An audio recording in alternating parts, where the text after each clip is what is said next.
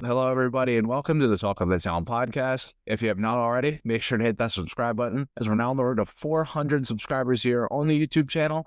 If you love sports news, sports betting, special segments, daily uploads, updated rankings every single week, my reactions, anything at all, it's all right here on the Talk of the Town podcast. So I promise you, your subscription will be well worth it and much, much appreciated. And here in today's video, we're going to be going over some of the best games from yesterday here in week 7, the full slate of games, or not necessarily the full slate of games, but most of the games from Sunday yesterday. And one of my favorite things to do here on the channel is react to a lot of these games. We had some really crazy games yesterday.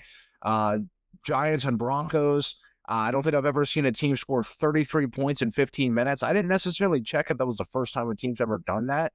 I don't know. I think I would have seen something on that, but I didn't. So I'm assuming another team probably did it at some point. Maybe in that 72-14 game, the Broncos and the Dolphins had a few years ago.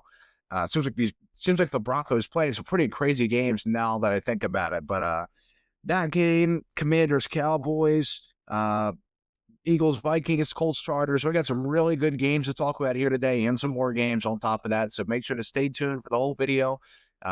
Maybe your favorite team will get talked about here today. And let's just get right into it here. Let's start off with the Eagles and Vikings here in today's video. 28-22, Philadelphia ends up pulling out a really much needed win for them to move to 5-2. They were right on the brink of going 4-3 and maybe going on a 3-game losing streak, which would have been pretty detrimental to Philly as the Cowboys are heating up. The Commanders coming off a loss against the Cowboys this week as well. So this was a big chance for Philly to take a bigger step in the right direction in their division, and they definitely did that yesterday. Actually, this was a game a lot of people thought that Minnesota was going to win just because of how bad Philly is against zone defense. And we know, and the blitz right now with the Eagles offensive line suffering a lot of injuries.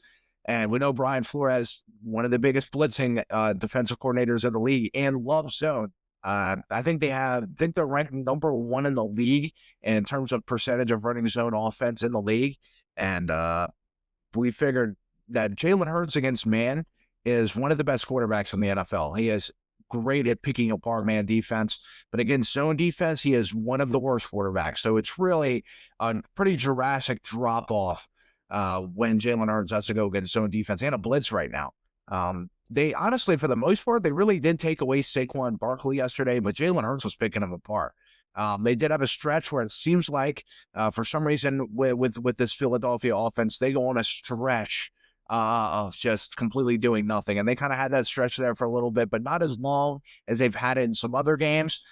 This Philly offense just needs to be a little more consistent. They were definitely a lot better yesterday, a lot more crisp. In terms of Minnesota, the quarterback stability in that organization right now is really low. This whole thing with J.J. McCarthy, Carson Wentz actually had a pretty good second half, but there was moments, and especially in the first half, he was really bad in the first half. He had a pretty inexcusable pick six. Though I think that pass was thrown like 40, 50 yards down the field into double coverage. I really don't know what he was doing. And then that other pick he threw, to be honest with you, he got popped on that play. He had a pretty hard time getting up. I seen that. I was like, God, I was pretty surprised he ended up getting up from that, to be honest with you. But this whole thing with J.J. McCarthy, not only on top of it, when he does play, he just has not been very impressive. He's played about one good quarter of football so far in his entire career. The other half, he hasn't really played at all. I'm not trying to throw shots at him, but I can only imagine for this Minnesota organization, when your roster is as good as it is and you're competing with Carson Wentz, and you kind of seen him yesterday to where he's serviceable at best. I mean, at his peak of his powers right now, he's a serviceable quarterback. But he can be brutal. I mean, this team really honestly deserves better than what they're getting right now. I think, they're going to stick with they're not going to stick with Carson Wentz when J.J. McCarthy comes back, obviously. But I think the fans are okay with Carson Wentz right now, but they definitely want to change. To think that they had Darnold and Daniel Jones last year on the roster, you see how well Daniel Jones is playing, and you wonder if any of that has to do with Kevin O'Connell. To be honest with you as well, he was there for a little while. He wasn't there the whole season, but about halfway About half of the season last year he was there, so he ended up getting some mentoring from O'Connell. He's seen what the hell happened to Darnold. He goes like, hey, maybe I can do this. Goes to Steichen, who's a bit of a quarterback whisperer as well, and has completely turned his career around so far throughout 7 weeks with the Indianapolis Colts. So to figure, hey, they could have kept Daniel Jones. They could have potentially have kept Sam Darnold. Apparently a contract was offered to Sam Darnold, but he didn't end up keeping it, which I don't blame him because McCarthy would have stuck around and Sam Darnold would have ended up kind of going out there and sucking. Then, the fans would be cheering in for J.J. McCarthy. That whole situation would have just been very awkward. It wouldn't have felt like he had real control at that position, to be honest with you, even though he would have been signed to maybe like 3-4 years with $100-some million. It wouldn't have really felt like that was really his job to keep. It felt like it was almost his to lose, or, you know what I'm saying. He just wouldn't have felt in full control at his job there because he felt like any moment they'd want to try out J.J. McCarthy. I think maybe they would have ended up to try and trade McCarthy. You kind of wonder, or I don't even wonder, I know, but I'm just saying if they could go back to last year or 2 years ago, whatever, and go back to that draft and redraft where they were at and not pick J.J. McCarthy, I think there's a 100% chance they would have drafted someone else over J.J. McCarthy, to be completely honest with you. Especially, obviously, they couldn't have known what would have happened. They did not expect Sam Darnold to be an MVP candidate and lead them to 14-3, and McCarthy would just be plagued with injuries so far throughout his career. He's played like 2 games. It gets to a point to where, like, dude, you got to go in and play some football here at some point, because what happens if he goes and steps in for another game or two and he's hurt again? I think at that point it's pretty inevitable you're going to have to move on. Just cut your losses right there, move on, try getting some value. I kind of had a little bit of a scenario in my head earlier where, like, I think Minnesota could be pretty desperate to get a quarterback this offseason, considering when you have Jefferson, you have Addison, you have Hawkinson. Brian Flores is still your defensive coordinator. At any point, he could go and be a head coach again. I know he had that whole crazy thing in Miami, so it's still a question mark whether or not he'll be a head coach again at some point. But when rumors start heating up, teams are going to feed into it. And I think eventually Brian Flores will get a head coaching job again. Your staffing is really good right now. Everything is flowing right now, but eventually that's going to end at some point. The better you are, the more your coordinators leave. The more your players leave, people go to pick up your players.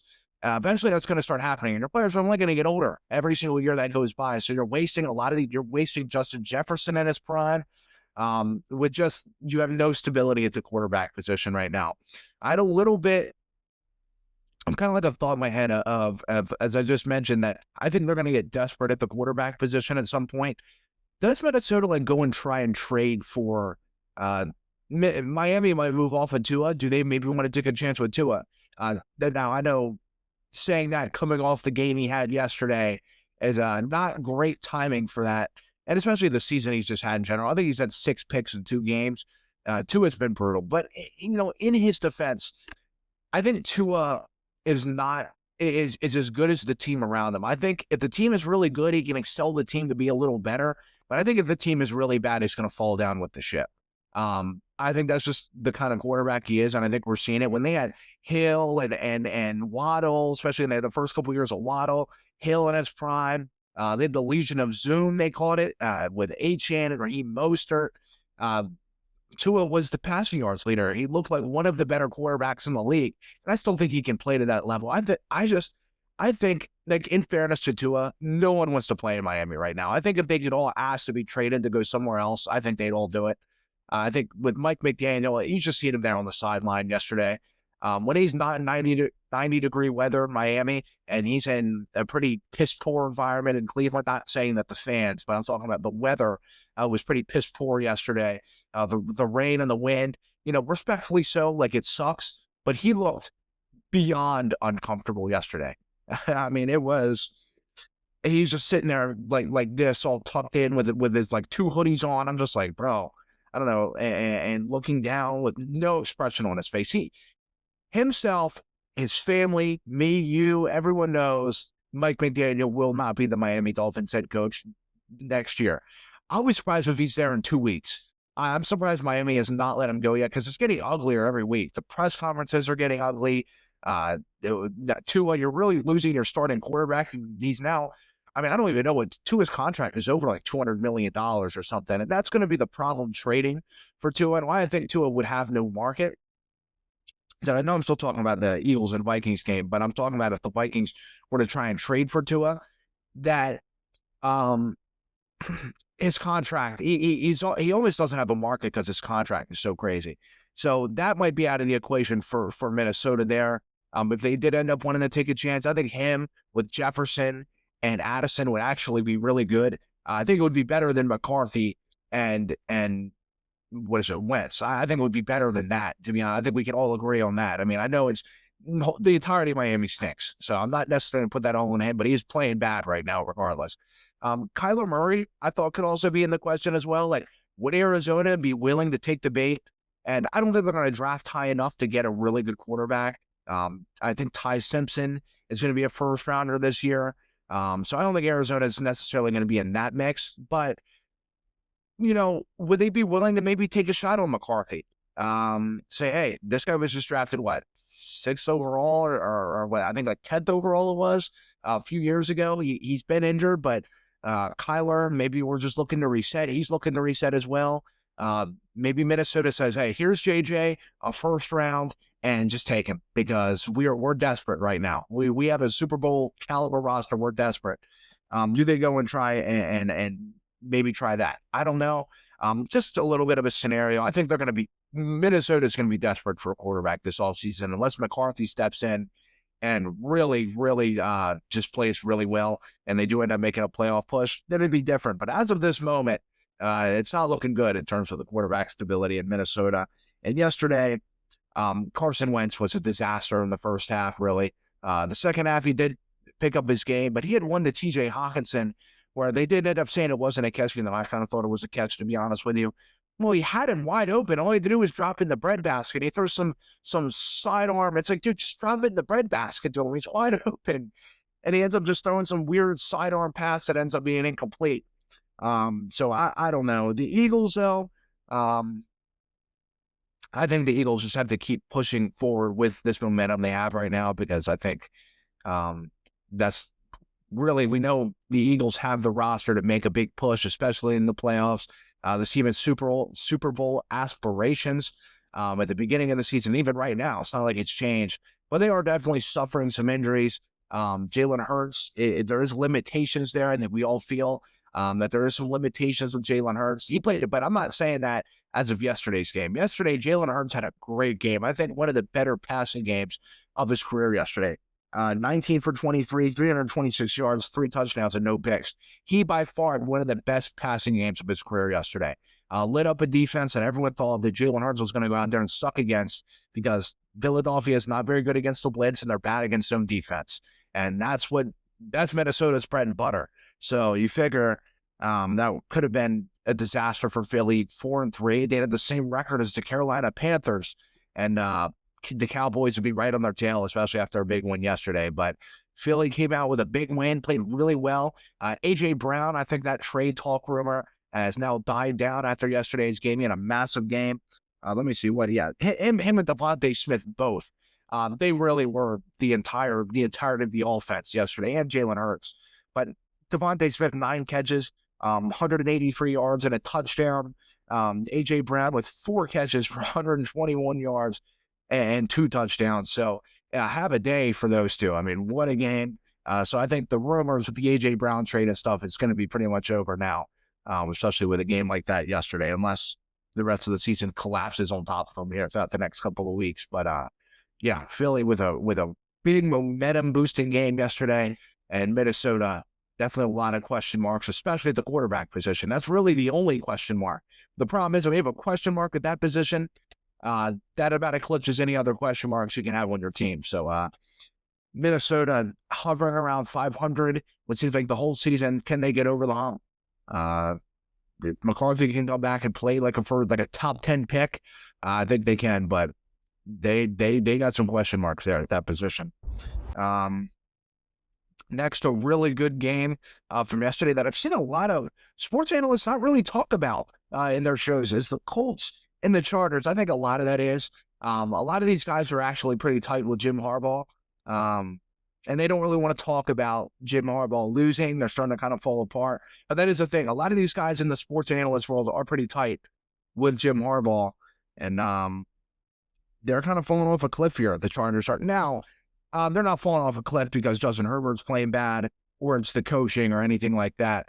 It's by far the injuries are plaguing this organization. They lost 38-24 to the Colts yesterday. The Colts, for one, are playing some really, really just some of the best football in the league. They really are. I mean, they're rolling right now. What are they, 6-1? Got the number 1 seed in the AFC. I mention this, I feel like, every time I talk about the Colts. If you would have told me 7 weeks ago the Colts would be the number 1 seed throughout week 7 and have 1 loss, I would have said, you are out of your mind. Mind you, and I'm telling you, I'm not hiding any of this. I took the Miami Dolphins in week 1 in my survivor pool to beat the Colts. I actually kind of had it flip-flopped. I said, hey, the Dolphins, yeah, I said they had the potential to be really bad, but if they can kind of ride high on some momentum and keep their offense, Tyreek Hill comes back and has a really good year, this team could be in the mix maybe for the 7 seed. Well, one of my worst predictions of the entire year was the Colts and the Dolphins. By far, I had those two kind of flip-flops. I didn't think the Dolphins would be 6-1. And I also did say, the Dolphins have a chance to be really, really bad as well. And that chance came true. They're horrible. They're one of, if not the worst team in the NFL right now. But the Colts, on the other hand, myself, the media was shitting on this team all year, and they have been fantastic. The Tyler Warren pick. No, sorry, Bears fans, but if you could go back and change Colston Loveland for Tyler Warren, and kind of like I mentioned on J.J. McCarthy, if they could go back to the 10th pick and change it, they would 100% do so. I haven't really heard Colston Loveland's name, to be honest with you, really. I know he's been injured a little bit, but it doesn't matter. You see the production that Tyler Warren is pulling off. He's a massive reason this team is really turned around as well. I think he is one of the better first-round rookie tight ends I've seen. And this is kind of crazy because you had Brock Bowers last year. I mean, these offensive skill set players that have been coming out of the draft the last few years, Malik Neighbors, Brock Bowers, Ladd McConkey last year, Tyler Warren this year, and these guys have been incredible. The tight ends too. It's kind of been known like taking these tight ends in the first round is very, very risky. Kyle Pitts, who had a good rookie year but hasn't really worked out since then, to be honest with you. O.J. Howard, there's countless. Hayden Hurst years ago, there's countless of these guys are just mediocre at best, but these guys are star-studded right now. The thing is with Tyler Warren, he's very hard to guard because he's kind of like a Swiss Army knife out there. Sometimes they use him in a wildcat formation.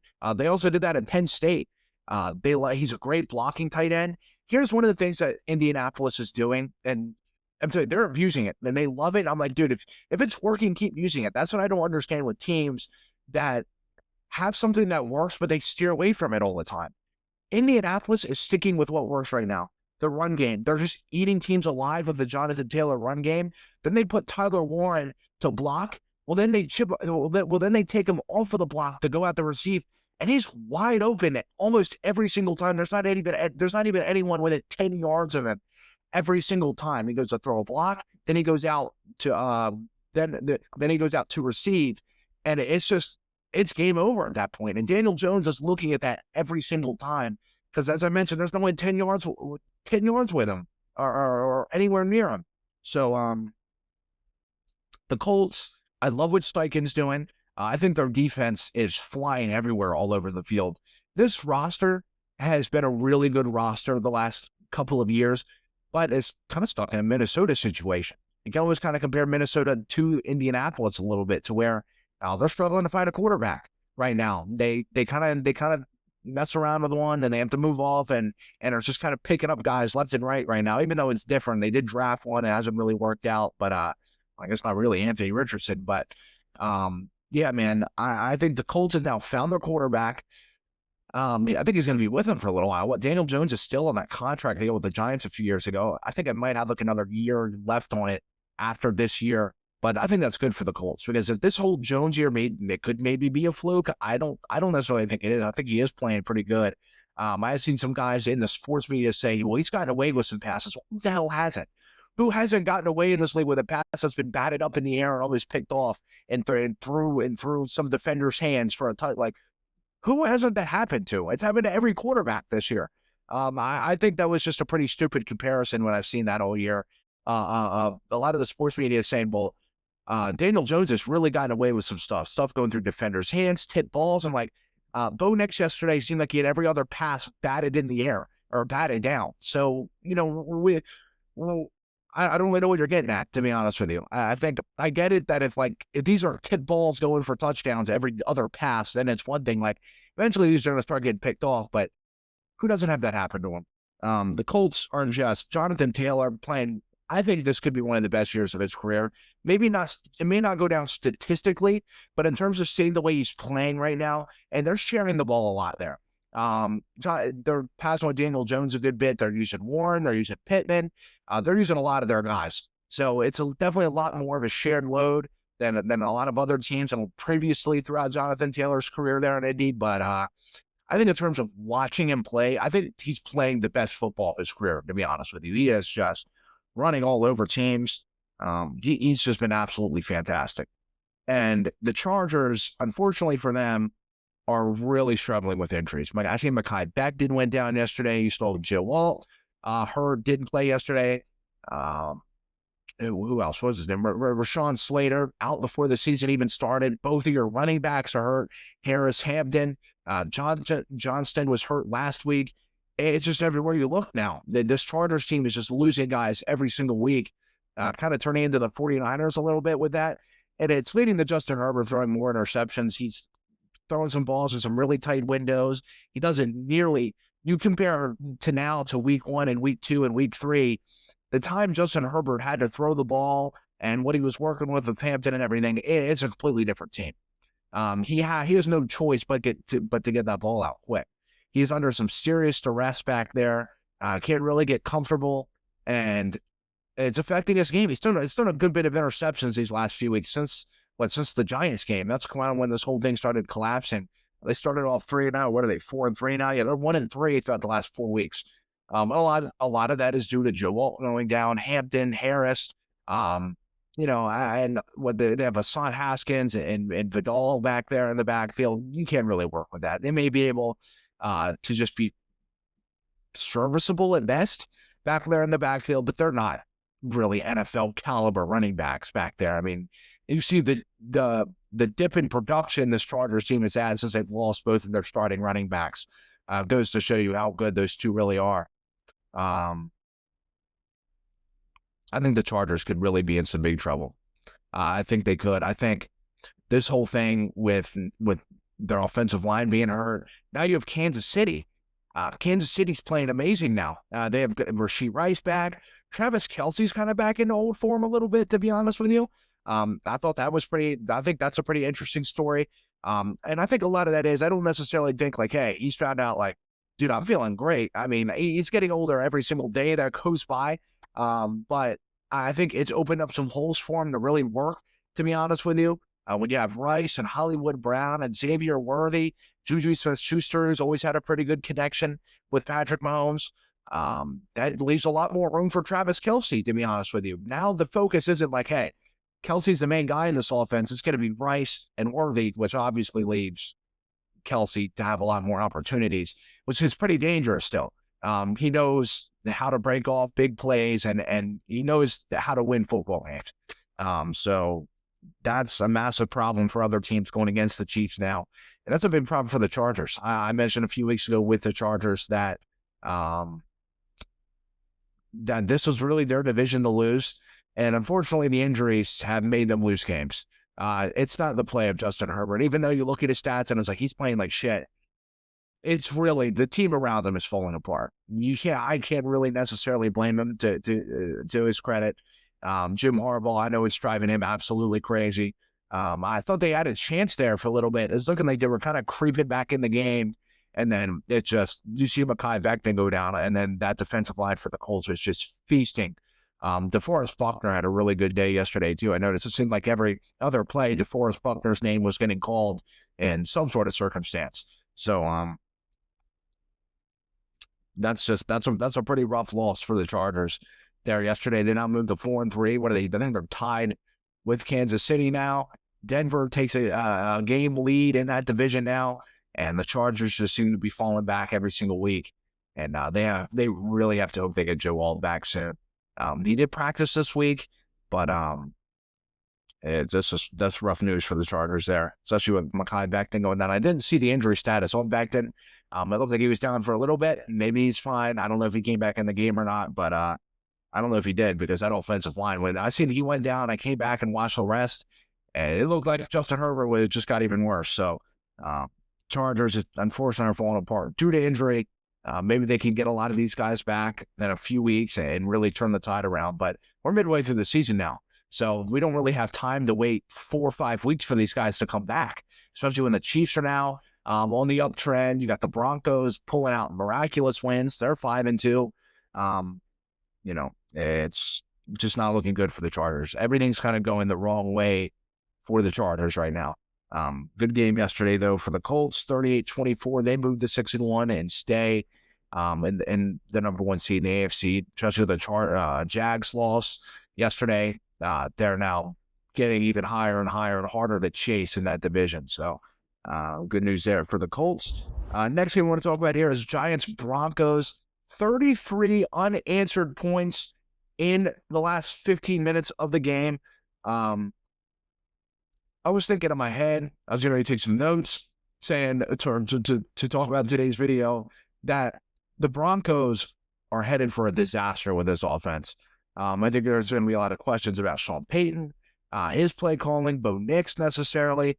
Do they need to go make a massive trade at the deadline? I do still think that if they're banking on 33-point fourth quarters, that this team's still going to be in a lot of trouble.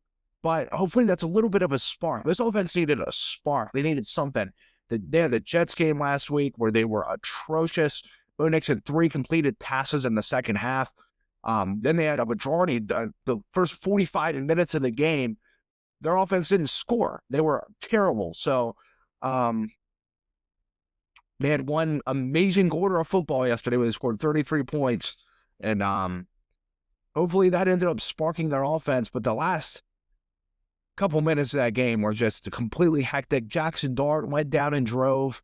And I thought that was a really good sign for Giants fans. Let me say this for Giants fans. Losing a game like that really sucks, especially you'd be back in the mix in the NFC. You really would be. They'd really be maybe pushing a potential playoff spot in the NFC, to be honest with you. So I thought if the Giants won that game, they'd be back in the mix. So that kind of sucks. I think they're definitely out of it now. They're missing the league neighbors out there, but that offense was doing, I thought, really good against that Denver defense at home. That Denver defense at home has been historically good. And I thought they played a really good game. Jackson Dart had a really good last drive. That pass interference call, you want to know my opinion?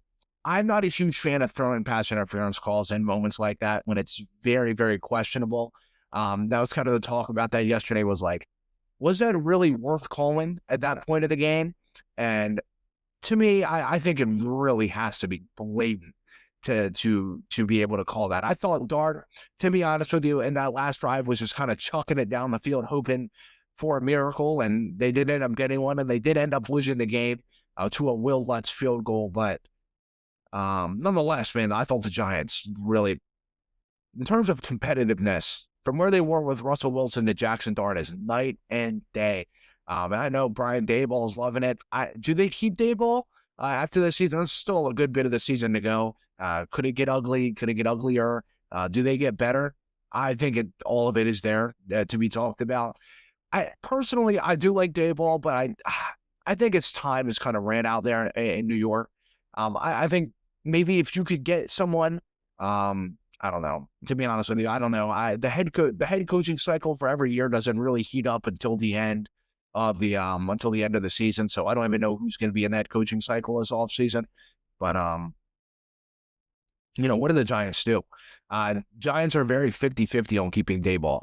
A lot of the fans a few weeks ago were like, please, let's get rid of Daboll. And I see that we're kind of in a little bit of trouble, that they may end up losing a pick over Brian Daboll going so crazy against that in that Eagles game.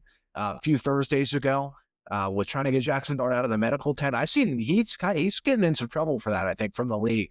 They were talking about them losing a pick. I don't necessarily know if that's going to happen, but that's a serious violation against their code in the NFL. So I thought that was pretty interesting as well. I don't know. I'd like to hear your guys' thoughts about keeping Daboll. I don't know what they do with Daboll. Do you want to give him another year? The problem is if you give him another year and it's the same result, it's going to be really ugly. It's going to be like a Mike McDaniel situation in Miami. If you really want to waste another year with that, like, his seat's hot right now. Like, I think it's warm and it's hot. The problem is when you keep a coach on the hot seat, if they just go out and start stinking next year to start off the season, you're really going to have problems. Your whole season's going to be almost gone at that point. You have to fire him and get an interim head coach for most of the year. It's going to be a massive problem. So I don't even know if you want to really mess around with that. But the Giants in general, I'd keep your head up, though. After a game like that, showing now that you're competitive, you have a quarterback that could be competitive against one of the better defenses in the NFL, maybe the best defense in the NFL, especially at home. That is definitely something to hold your head high about, to be honest with you. So Jackson Dart played a good game. That's a tough defense. What's that, his third or fourth game in the league right now? I think it's his fourth. So really, keep your head high. And I think a lot of Giants fans are, but I get it. It sucks to lose a game like that. It kind of reminds me of when, I know it's different, but a lot of people know in here I'm a Patriots fan. And seeing a few years ago when they were in the mix to make the playoffs, they were going against the Raiders. And there was no time. They could have just went overtime and kind of ended the game. And then they ended up throwing that Jacoby Myers to that backwards pass to Chandler Jones. And I'm just like, they ended up losing the game. And I'm like, why? How do you lose a game like that? That's kind of what the Giants and Broncos felt like last night. It's like, how do you lose a game like that? But the future's bright for the Giants. But the Broncos, I thought yesterday this was going to be a video and a segment about how they'd be 4-3. The Broncos offense is a joke, a disaster. And they can't get anything going. Well, 33 unanswered points. The Jackson Dart pick from the defense really led this team with some momentum. So I think that ended up sparking the offense as well. Hopefully this offense has caught a little bit of a spark heading into now week 8. I don't know who they go against next week, but I don't even know if they have a bye week next week or who they go against or what. I'm going to have to check the schedule. But assuming they play next week, hopefully they can carry that momentum on offense next week. And throughout the rest of the season, this team will be incredibly dangerous if they can do so. I still think that this Denver offense lacks speed. I do like Marvin Mims. I do like Troy Franklin. But it seems like these guys kind of have a hard time separating on that offense. And Bo Nix is no secret, does not throw a great deep ball. He does miss a lot of these guys on deep throws, and he does hit them as well. I'm not saying he never hits any of them, but he's not the best deep ball thrower in the world. I think those 61 starts at Oregon and his college football career has really led him to be a lot more mature in these situations. Like a 33-point comeback and in the fourth quarter, something veterans do in this league that guys that played 10 years in the league do.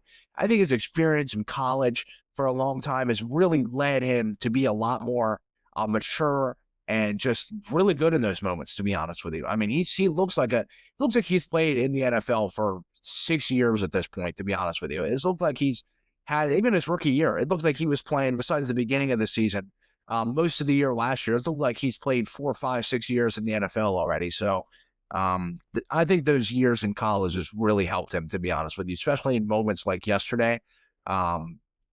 I still think Denver should try to make a trade at the deadline for a receiver of some sort, like a little speedy slot receiver of some sort. I think they could use that, to be honest with you. I do like Mims. I like Troy Franklin. I like Cortland Sutton, but it seems like these guys kind of have a hard time separating. And I think that's what kind of, to be honest with you, kind of stalls their offense a lot. Their offense does seem to stall out a lot on drives. So I think they just kind of have a hard time with that. But what a game yesterday. One of the crazier comebacks I've ever seen. And that's coming from someone who witnessed the 28-3 Patriots Atlanta Falcons game. And I was a Patriots fan in that game. Had half a heart attack. I think it was in like the 8th grade or something when that game was there. But dude, that game, maybe it was in the 9th grade. I don't know. I forget. It was a while ago. It was 2018. So I think it was in the 8th or ninth grade at that point. I don't know. I was going to high school, I think. But what a game. What a game yesterday. 33 unanswered points in the last 15 minutes is pretty unheard of. You don't hear that a lot, to be honest with you. That's a massive boost. And considering the Chiefs won yesterday, they're now really competitive in the division. The Broncos need to get every single win they can gather because the Chiefs are going to be on their tail all season. The Chiefs, it's going to be a hard time for them to lose another game all year. I think they're going to lose a few, but it's not going to be many. This team might end up finishing 12-5, and the Broncos really need to scrap every win they can get to see if they can win that division. I think they'll be in the playoffs, but if you want to talk about winning your division, you're going to have to get scrappy wins like that, and they did it. That's a really good sign going forward for them. And Bo Nix in that offense, hopefully it'll let a spark going into next week. Next, I want to talk about the Commanders in the Cowboys game for a few minutes here. Was it 44-22? Kind of just want to talk about Schottenheimer and the Cowboys. Let me talk about the Commanders a little bit first. The Commanders, Jane Daniels going down. You have no McLaurin. You have no Debo. Rough. That is really rough. Eckler's been out for weeks now. He's out for the season. So the Commanders are really falling to the injury bug here. And I don't know Daniel's injury status going into the next week or however long. He took a really weird sack on that play, a weird hit. And that I seen him go down. I was like, oh, God, I don't know really, like, I don't know what he necessarily hurt. I don't know if it was his knee. I don't know if it was his calf. Like, I don't know what it was in his leg, but it was something in his leg. He took a really weird fall there. And I knew the second he took it, he looked like he was in some pretty excruciating pain. So that's bad news for the Commanders. And the Commanders now fall to, 3-4? They're in some trouble. They really are in some trouble. And even at teams like the Panthers at 4-3 right now. So this isn't some kind of just, hey, we'll be fine. Like, these teams are competitive in the NFC right now. You have the Vikings, you have the Bears. The Vikings are, like I mentioned, kind of questionable at quarterback, but they're competitive in terms of the rankings and the standings. Teams everywhere are competitive. The Falcons, even though they lost last night, which I think the Falcons, I'll say this, I'll take the complete L here for this. I thought the Falcons were going to come in last night and really, show that, we're competitive now. The Falcons to me are just a joke. They really, I can't take this organization serious. When it seems like they're getting better, they just take 10 steps back. So I don't know.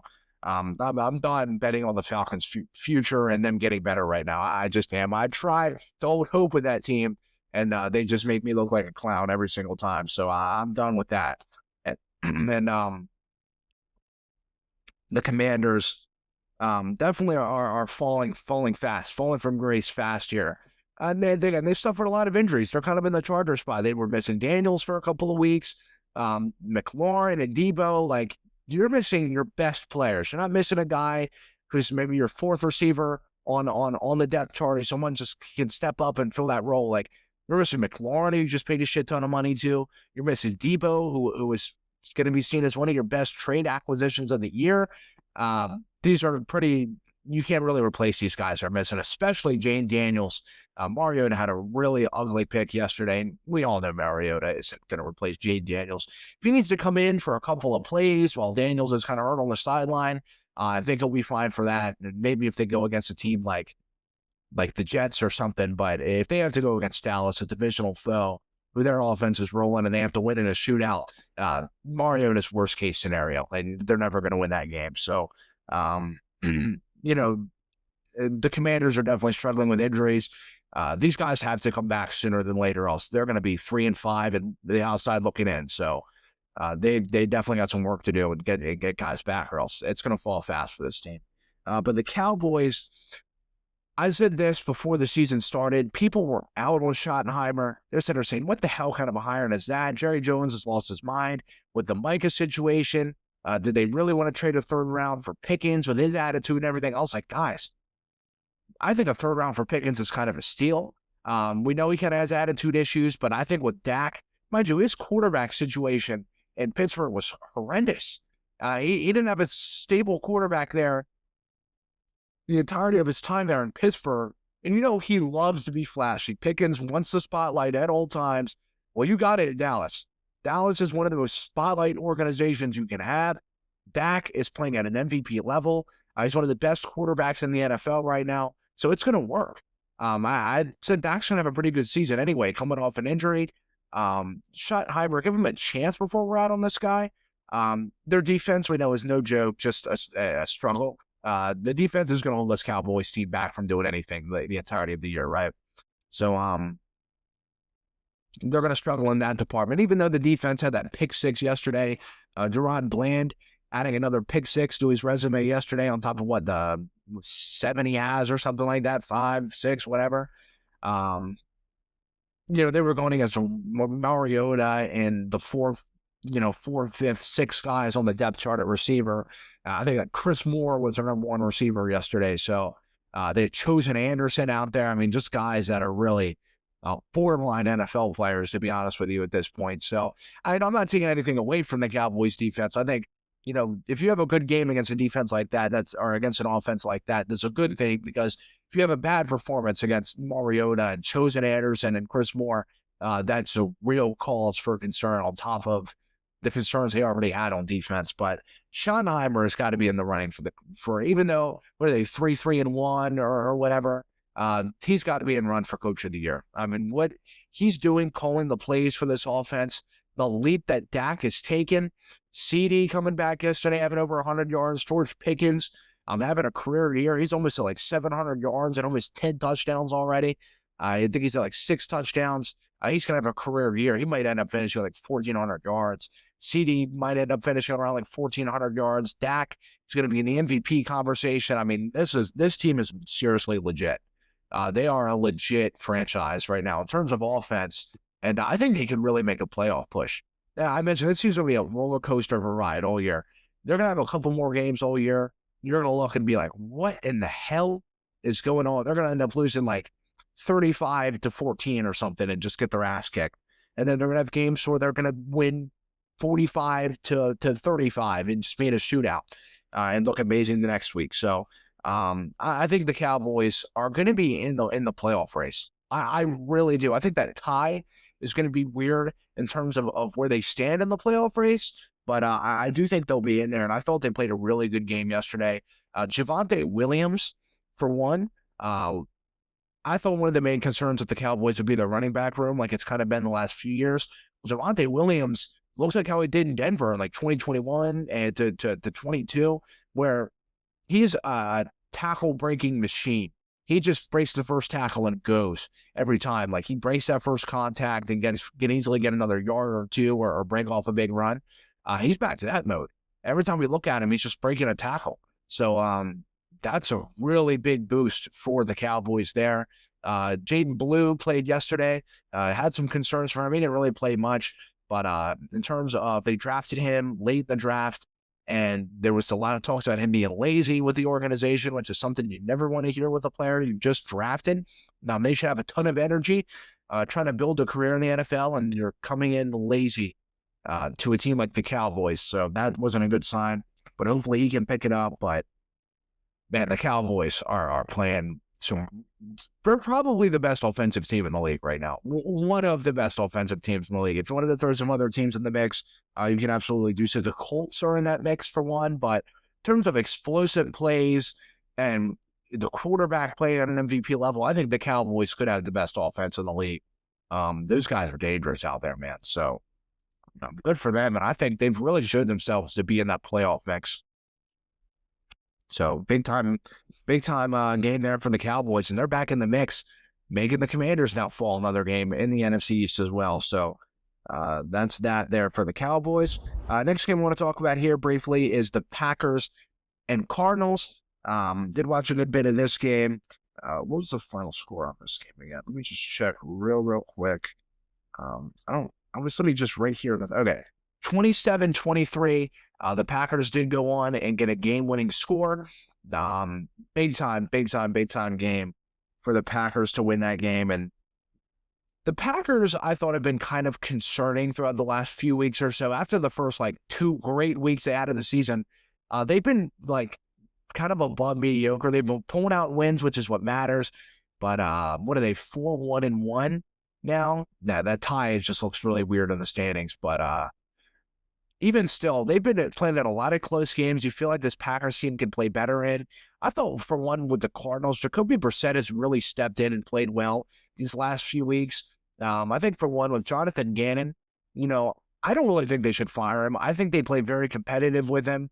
I just think this roster isn't very competitive. I think their roster fits how they play. They play in a lot of close games, and they may be able to pull out some wins, but they're going to play in some heartbreaks.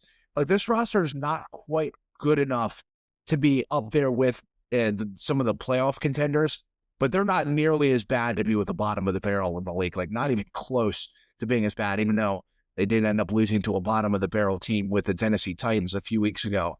An absolute just disastrous finish for that Cardinals team there. But I think they play just how good they're as good as how the roster is. To be honest with you, they don't overachieve, and they kind of underachieve sometimes, and sometimes they overachieve a little bit. Like, I think right now they're kind of overachieving with Brissett. Some of their guys have been injured on that team. Marvin Harrison was maybe not going to play today or yesterday, and he was injured for most of the game, or he was playing on an injury for most of the game yesterday. And they're just playing competitive football.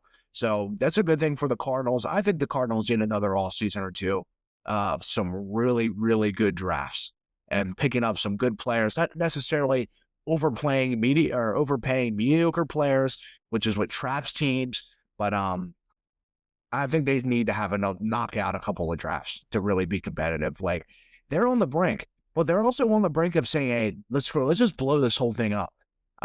They really just have to pick which one they want to do. Do they want to go all in, keep Kyler and say, hey, let's roll, and let's just go out and just spend a ton of cash and just nail these drafts, get a ton of draft capital, or they can blow it all up, get a ton of draft capital, and say, screw it, let's start from the bottom and just work our way up again. I don't know what they're going to do. Do they want to keep Gannon? Do they want to fire him? I think this offseason will be pretty telling for the Cardinals' future, but I thought they played a pretty competitive game yesterday. I think Marvin Harrison is kind of starting to come into his own a little bit. He had some really good catches yesterday. Again, as much as I like Brissett, he's not the best quarterback in the world. I think Harrison's suffering from just very mediocre quarterback play right now. Again, the beginning of the season for him was brutal. He had a really bad drop against San Francisco. Seattle, he had that bad drop that ended up really costing him the game. But at the end of the game, he came back into his own form. So the Cardinals have some guys who need a confidence boost from one. Harrison, who seems like he's starting to gain some confidence at least, which is a good sign for him. But the Packers, their defense, which I thought would be kind of an issue for them all year, has kind of been very iffy. Their pass rush was all over Brissett yesterday. Micah Parsons had his first 3-sack game. They were just lighting him up back there. But the secondary was kind of getting torched on some drives, which was one of my main concerns for the season. They had a really good beginning of the season, but that secondary is starting to get exposed a little bit now for Green Bay, especially in some of these games they played that have been very close to the Cowboys. They had that game they tied in where their secondary was just getting torched all game. Same can be said with the Cowboys, but the Packers, I think, definitely have some holes in their secondary. I think they should try and make some trades here. But I've heard some rumors, or not necessarily rumors, but some talks about how is Matt LaFleur too conservative on his play calling. I want to hear your guys' opinion on that. Especially if there's any Packers fans watching this. Like, I want to hear your opinions. Like, is Matt LaFleur's play calling too conservative with Jordan Love and like Josh Jacobs and those guys? Do they run the ball a little bit too much? Do they not really try to push the ball down the field enough? You guys tell me, especially if you're a Packers fan and I watch every game, but obviously you guys watch more and more into detail than I do. So you guys tell me when you think about that. But I thought that was a really big win for the Packers yesterday. Especially, I think now that they're still pulling out wins and it doesn't feel like they're playing to their full potential says a lot for this team. Now, they don't want to play like this in January. They don't. But I think if they can keep getting better every week, that'll say something, because then the Packers will be a dangerous team. So we'll just have to see there. Next game I want to talk about here, the last game I want to talk about today, the Patriots and Titans for a little bit. Just because I'm a Patriots fan, I know it necessarily wasn't the best game in terms of the scoreboard, 31-13. I just want to talk about because Drake May broke some records yesterday. He broke Tom Brady's record in terms of completion percentage for a game. He missed 2 passes yesterday. He's playing like a top 4 quarterback in the league right now. He is really lighting it up. No one throws the deep ball quite as good as Drake May, and the announcers kept saying that yesterday. Devin McCourty kept saying it in yesterday's game, that no one quite throws the deep ball like Drake May. In terms of percentage this year, he is really the best in the league by a long shot in terms of throwing the deep ball. He got hurt yesterday. Josh Dobbs came in, which scared me for a sec, but yeah, man, they came in. I just wanted to talk about it too because it was Vrabel's revenge game. Scared me at the beginning because I've talked about all week how the interim head coaching boost is a little scary to me. These teams that even suck, like when the Colts had Jeff Saturday a few years ago, came in and beat a pretty good Raiders team, also off some good wins, and the Raiders still lost. So I was just like, no matter what, these interim head coaches seem to come in and kind of give a boost to these teams for a game, and then they fall off a cliff. I was worried that would happen, and it seemed like at the beginning of the game, the Patriots were losing 10-3. I was like, God, do not let this happen right now. That would have been so aggravating. I feel like the Titans kind of knew what they were doing with that, saying, hey, we see that there is the interim head coaching boost. Vrabel's coming into the building this week. Let's see if we can pull it out. Then Mike McCoy at the end of the half and the second half, it was just really shitty for the Titans. So I thought, the Titans, I don't know. I don't know what's going on with that organization, to be honest with you. A lot of talks of them selling the team. Got to really fire everyone in the building. It is going to be massive for Cam Ward next year, who they hire as head coach, because he looks like Will Levis out there. I mean, in fairness, his offensive line is atrocious. He is running for his life every single play, but he had the really bad play where he threw the ball behind his head in the end zone. And I was just like, God, that looks like Will Levis out there. That was like the second week in a row that happened. So Cam Ward needs a really good head coach and fast, or else he's going to turn into be a bust. There's no doubt about it. So I thought the Patriots played a really good game. They moved to 5-2. Bills on a bye week. And obviously the Dolphins and the Jets aren't anywhere close to being competitive in that division. So it's a 2-team race in that division right now. And the Bills coming off a couple of losses. So I think a bye week was much needed for the Bills and in a perfect spot for the Bills. So next week they're going to have to come out and really play their arms out. I think they play against the Panthers next week. So that'll be a big game. No, they play against the Panthers in a few weeks. I don't know if they'll play against them this week coming up or the week after that, but I know they play against them soon. I think they got a pretty light schedule coming up. So it'll be pretty telling for this Bills team coming up. And the Patriots, I think the receiving core looks great. I'd like to see Travion Henderson get more snaps. I think the whole fan base would, especially with Ramondre Stevenson's fumbling issues. But Drake May playing great. I thought Vrabel, that was a massive gain for him. The team was talking about how, this wasn't a team win. This was for, Mike Vrabel's identity as a coach, really. And just for him as a person, like this was a massive, massive win for Vrabel. Even though he's not going to say it, he knows it deep down. He got dirty in Tennessee. And Tennessee, the joke was going around like, wow, only if the Titans had a coach like Vrabel. Obviously they did, but that's the joke going around. I think that's pretty funny. But man, just really good win there on the Titans. They got to do something for Cam Ward. They do, because this isn't working, unfortunately for him. And the scary part with Cam Ward is he's looking worse every week. He did have a good first quarter against the Patriots, but he just seems to be looking worse every week. I mean, that second half, he didn't even look like an NFL quarterback. Again, in fairness, his offensive line is awful. I mean, Drake May, compared to what he was last year, and his offensive line was atrocious last year, it's just night and day. So they definitely have some work to do, the Titans do, with the roster building, the hiring of their staff, and next year is going to be a crucial point for Cam Ward's career, else it can already be over for him in Tennessee next year. So we'll see. I figure I just kind of want to touch on that game for a minute. And that's it. I was going to talk about the Monday Night Football doubleheaders tonight, but I'm going to talk about that tomorrow after the games are done. Headed in the Top 10 Tuesday, if you're not familiar with that on the channel. Every Tuesday, I re-rank the top 10 teams and QBs every single week. So we will have that tomorrow again. I have a feeling there'll be some massive changes in the rankings. There already is headed into this week after yesterday's slate of games on Sundays. So that is it for today's video. If you guys enjoyed it, make sure to hit that like button, hit that subscribe button, as any support is really just so it's really appreciated here on the YouTube channel. Let me just say that there's no one who appreciates it more than me. No doubt about that. So again, appreciate you guys watching the video. Make sure to leave in the comments what you guys thought, especially if I talked about your favorite team.